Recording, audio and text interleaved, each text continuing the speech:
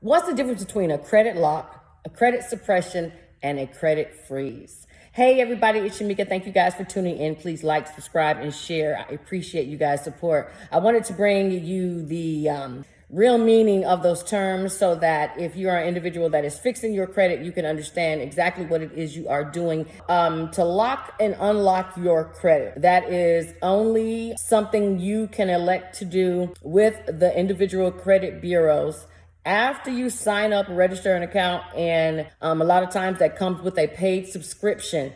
When you choose to lock or unlock your credit, pretty much what you are doing is you are telling the credit bureaus that you do not expect to have your credit ran.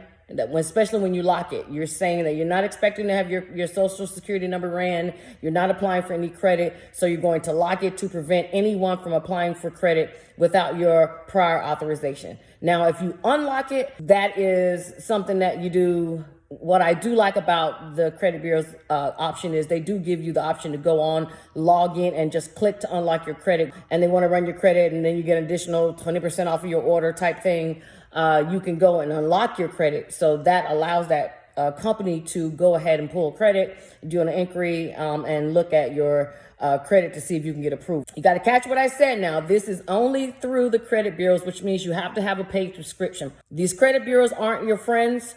They're in the business of making money, and they're going to charge you for every little thing that you do. I do like that they have that ease, but you have to make that decision if that's something you want to pay monthly for, okay? Remember, they're in the business of making money, and they're going to find every way to nickel and dime you. So that is what to lock and unlock your credit is. Now, if a credit freeze, so credit freezes have been around forever. They have tried to change the name now, and they like to sometimes call it a security freeze. Make no mistake about it, a credit freeze is something that you or the individual that's repairing your credit, that's actually something that they request to put on.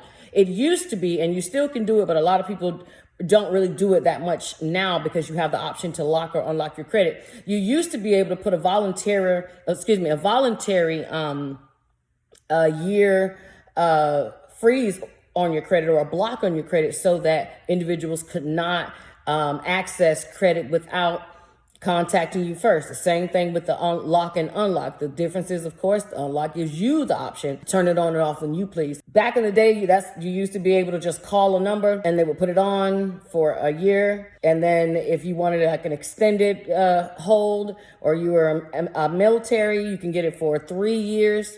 I used to always keep one on my credit, so that's how I know that they had this before, and they still have it. But now a lot of individuals are opting to put in an identity theft block. So an identity theft block, it is doing the same thing that all the previous things are doing. It is stopping anyone from having access to your credit. In order to gain access to credit, you can't just pick up the phone and call. I think it's only one bureau that allows you to do that. And I believe that's TransUnion, but the other two bureaus want you to send them something in writing with 2 forms of ID in order to remove that block or to remove that freeze. They use a lot of different terminologies. Usually with ID theft, it would be an ID theft block. Usually if it's something that you put on yourself, it's a credit freeze. And if it's something that you enroll for with the credit bureaus, it's lock versus unlock. Now there's one more, and people actually get this a little confused, but you guys should be familiar with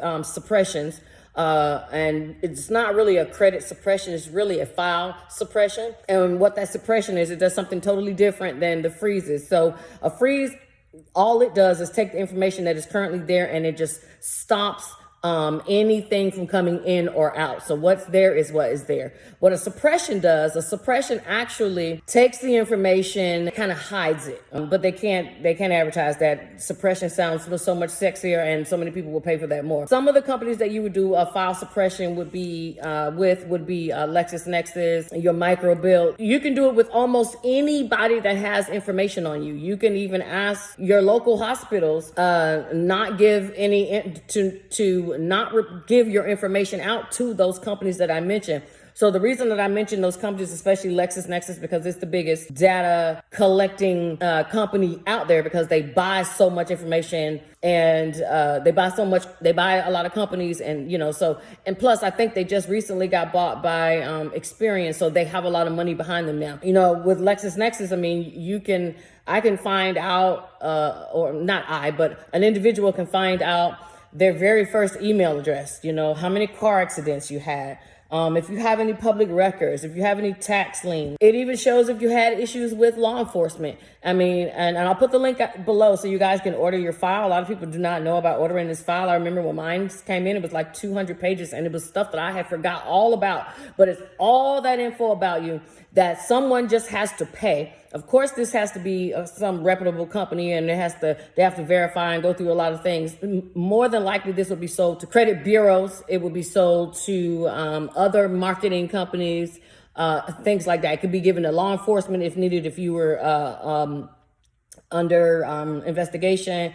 Lots of things. Banks can get this type of information. If you're trying to apply for life insurance or car insurance, they pull and get this information. There's even a car insurance report that they actually can put in there, so that you can see how many times you've lapsed on your car insurance, how many times you've actually had an accident and actually had to make a claim on your insurance. This kind of stuff that, you guys should be aware that somebody's actually tracking your information. So I'm going to put that link below so you can get your own file, but you can't freeze that information. So the only thing you can do when people have information like that about you is you can ask for it to be suppressed, unless they have your prior authorization. Now, I can tell you right now, if you do this, and this is my little disclaimer, you will have some issues getting approved or verifying your information, because like I said, LexisNexis is one of those companies that have their tentacles in everything. Now, this does not mean that you shouldn't do it. For example, if you're somebody who you need your fingerprints ran because you're trying to be a notary or something, it would take your application a little bit longer because they have to do a little bit more work to get your information because you froze it.